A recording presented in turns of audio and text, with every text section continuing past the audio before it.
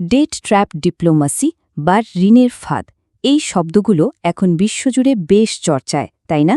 আর এই অভিযোগের তীরটা প্রায়ই থাকে চীনের দিকে। তো আসল প্রশ্ন হল, বাংলাদেশ কি সত্যিই এই ফাঁদের দিকে এগোচ্ছে? চলুন এই বিশ্লেষণটিতে আমরা এই জটিল প্রশ্নেরই উত্তর খোঁজার চেষ্টা করি। চলুন গভীরে যাওয়া যাক। আমরা পুরো বিষয়টাকে 5টা ভাগে সাজিয়েছি। প্রথমে আমরা বোঝার চেষ্টা করব এই ফাঁদ জিনিসটা আসলে কি। তারপর দেখব বিশ্বজুড়ে এর পক্ষে বিপক্ষে প্রমাণগুলো কি বলছে।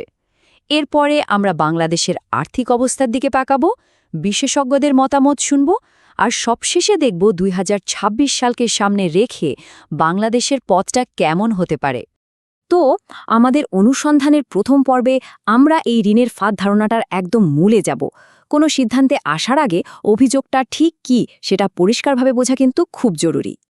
এই পুরো ধারণাটার জন্ম কিন্তু খুব বেশি দিন আগে নয়, 2017 সালে ভারতীয় একাডেমিক ব্রহ্মা চেলানির একটা লেখা থেকে।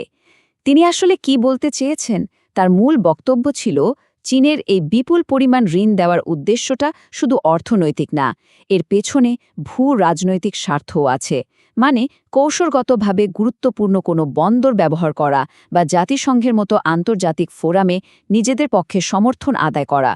যদি আরও সহজ করে বলি, ঋণের ফাঁদ কূটনীতি মানে হল এমন একটা কৌশল যেখানে একটা দেশকে ইচ্ছাকৃতভাবে এত বেশি ঋণ দেওয়া হয় যে সে আর সময়মতো তা শোধ করতে পারে না। আর ঠিক তখনই ঋণদাতা দেশ সেই সুযোগে তার কোনো বন্দর, খনিজ সম্পদ বা রাজনৈতিক সমর্থনের মতো কৌশলগত সুবিধাগুলো আদায় করে নেয়। এই বিতর্কের বিশালতা বুঝতে হলে এই সংখ্যাটা দেখা দরকার। চীনের বেল্ট অ্যান্ড রোড ইনিশিয়েটিভ বা সংক্ষেপে BRI প্রকল্পের অধীনে সারা বিশ্বে অবকাঠামো তৈরির জন্য প্রায় $1.3 ট্রিলিয়ন ঋণ দেওয়া হয়েছে। ভাবা যায়, এই বিশাল অঙ্কটাই কিন্তু পুরো বিষয়টাকে একটা বৈশ্বিক আলোচনার কেন্দ্রে নিয়ে এসেছে। তো তত্ত্ব তো অনেক হলো, এবার একটু বাস্তবতার দিকে তাকানো যাক। কি বলেন? বিশ্বজুড়ে এই যে ঋণের ফাঁদের অভিযোগ, এর পক্ষে সত্যিকারের প্রমাণ আসলে কতটা জোরালো? চলুন পরের ধাপে সেটাই দেখি। এই ঋণের ফাঁদের কথা উঠলেই সবার আগে যে উদাহরণটা আসে সেটা হলো শ্রীলঙ্কার হাম্বানটোটা বন্দর। প্রায়ই বলা হয় এটাই নাকি চীনের আগ্রাসী ঋণ নীতির সবচেয়ে বড় প্রমাণ। এখন দেখুন, প্রচলিত ধারণা আর বাস্তবতার মধ্যে পার্থক্যটা ঠিক কোথায়? গণমাধ্যমে ব্যাপকভাবে প্রচার করা হয় যে চীন নাকি শ্রীলঙ্কার ঋণ শোধ করতে না পারায় বন্দরটা দখল করে নিয়েছে। কিন্তু গভীরের গবেষণা বলছে গল্পটা আসলে বেশ ভিন্ন। শ্রীলঙ্কা তখন মারাত্মক ব্যালেন্স অফ পেমেন্ট সংকটে ভুগছিল, মানে তাদের বিদেশি ঋণ শোধ করার মতো ডলার প্রায় শেষ হয়ে আসছিল। আর এই সংকটের মূল কারণ কিন্তু চীনা ঋণ ছিল না, বরং আন্তর্জাতিক বাজার থেকে চড়া সুদে নেওয়া অন্যান্য ঋণ ছিল। সেই ভয়াবহ সংকট সামলাতেই তারা বন্দরটা একটা চীনা কোম্পানির কাছে লিজ দেওয়ার সিদ্ধান্ত নেয়। আসলে বড় বড় গবেষণা কিন্তু অন্য কথা বলছে। মুন্নন্য গবেষকরা খুঁজে বের করেছেন যে চীন এখন পর্যন্ত কোনো দেশের কোনো রাষ্ট্রীয় সম্পদ ঋণের বদলে বাজেয়াপ্ত করেনি, এটা একটাও ঘটেনি। বরং চীন ঋণ মওকুফ বা ঋণ পুনর্গঠন করতেই বেশি আগ্রহী। কারণেই অনেক গবেষক এই পুরো তত্ত্বটাকে বাস্তবতার চেয়ে একটা শক্তিশালী মিথ বা বহুল প্রচলিত শ্রুতি হিসাবেই দেখতে চান। তাহলে বিশ্বজুড়ে যদি এই ফাঁদ একটা শ্রুতি বা মিথ হয়ে থাকে, তার মানে কি বাংলাদেশের জন্য কোনো চিন্তাই নেই? ঠিক এখানেই আমাদের নিজেদের হিসাবটা কষে দেখতে হবে। চলুন এই বৈশ্বিক প্রেক্ষাপট মাথায় রেখে এবার বাংলাদেশের ব্যালেন্স শিটের দিকে তাকানো যাক। এই চারটার দিকে একটু তাকান। এটা বাংলাদেশের বৈদেশিক ঋণের একটা খুব পরিষ্কার ছবি তুলে ধরে। দেখুন, বিশ্বব্যাংক, জাপান আর এশিয়া উন্নয়ন ব্যাংক বা এডিবি কিন্তু চীনের চেয়েও বড় ঋণদাতা। চীনের ঋণ আমাদের মোট বৈদেশিক ঋণের মাত্র 10% মতো।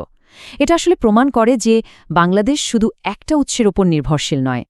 বর্তমানে চীনের কাছে বাংলাদেশের ঋণের পরিমাণ প্রায় $4 বিলিয়ন, আরও $7 বিলিয়ন ঋণ পাইপলাইনে আছে। হ্যাঁ, সংখ্যাটা শুনতে অনেক বড় মনে হতে পারে, কিন্তু বাংলাদেশের প্রায় $470 বিলিয়ন অর্থনীতির তুলনায় এটা কিন্তু খুব বড় কোনো অংশ নয়। কিন্তু ঋণের চেয়েও বড় উদ্বেগের জায়গাটা হয়তো অন্য কোথাও, আর সেটা হলো আমাদের বাণিজ্য ঘাটতি।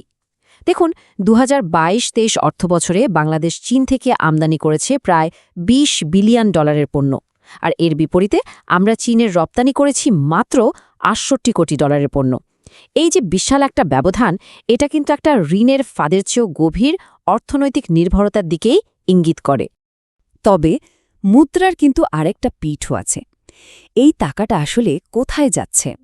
পদ্মা সেতু, রেল সংযোগ, কর্ণফুলী টানেল, পায়রা বিদ্যুৎ কেন্দ্র, এই প্রত্যেকটা প্রকল্প বাংলাদেশের অর্থনৈতিক উন্নয়নের স্বপ্নের এক একটা অংশ।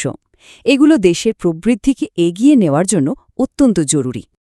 তো এত সব ডেটা আর তথ্য উপাত্ত দেখে বিশেষজ্ঞরা কি ভাবছেন, চলুন বিতর্কের দুইটা দিকে একটু শোনা যাক। একদিকে ব্রহ্মা ছেলানির মতো যারা আছেন তাদের যুক্তিটা বেশ সোজাসাপটা।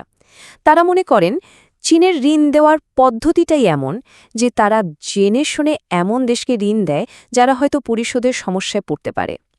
এর উদ্দেশ্য হল পরে তাদের উপর রাজনৈতিক বা অর্থনৈতিক প্রভাব খাটানো। কিন্তু ঠিক এর উল্টো কথাই বলছেন ডেবোরা ব্রটিগামের মতো গবেষকরা। তাদের মতে এই পুরো ঋণের ফাঁদ ধারণাটাই একটা মিথ, একটা অতিরঞ্জিত ভয়। তাদের গবেষণা বলছে এই বিতর্কটা যতটা না অর্থনীতির, তার চেয়ে বেশি ভূরাজনীতির। এটা আসলে চীনের বিশ্বশক্তি হিসেবে উত্থান নিয়ে পশ্চিমা বিশ্বের উদ্বেগেরই একটা প্রতিফলন। এই বিতর্ক তো চলতেই থাকবে, কিন্তু এর বাইরে গিয়ে যদি আমরা ভবিষ্যতের দিকে তাকাই, বাংলাদেশের সামনে আসলে কি আছে, বিশেষ করে যখন কিছু বড় মাইলফলক আমাদের দরজায় কড়া নাড়ছে। দেখুন, সামনে 3টি খুব গুরুত্বপূর্ণ ঘটনা বাংলাদেশ চীন সম্পর্ককে একটা নতুন দিকে নিয়ে যাবে। 2026 সালে বাংলাদেশ যখন স্বল্পোন্নত দেশের বা এলডিসির তালিকা থেকে বেরিয়ে যাবে, তখন অনেক দেশের বাজারে আমরা শুল্কমুক্ত সুবিধা হারাব। সে ক্ষতিটা পুষিয়ে নিতেই চীনের সাথে মুক্ত বাণিজ্য চুক্তি বা এফটিএ নিয়ে আলোচনা চলছে। আর এর মধ্যেই আগামী বছর দুই দেশের কূটনৈতিক সম্পর্কের 50 বছর পূর্ণ হবে, যা পুরো সম্পর্কটাকে একটা নতুন মাত্রা দিতে পারে। সবকিছু শোনার পর দিন শেষে প্রশ্নটা কিন্তু একটাই, বাংলাদেশের জন্য আসল ঝুঁকিটা ঠিক কোথায়? এটা কি চীনের বিছানো কোনো পরিকল্পিত ফাঁদ, নাকি উন্নয়নের প্রয়োজনে জন্ম নেওয়া এক ধরনের গভীর এবং অনিচ্ছাকৃত নির্ভরতা? উত্তরটা হয়তো সাদা বা কালো নয়, বরং এর মাঝেই কোথাও লুকিয়ে আছে।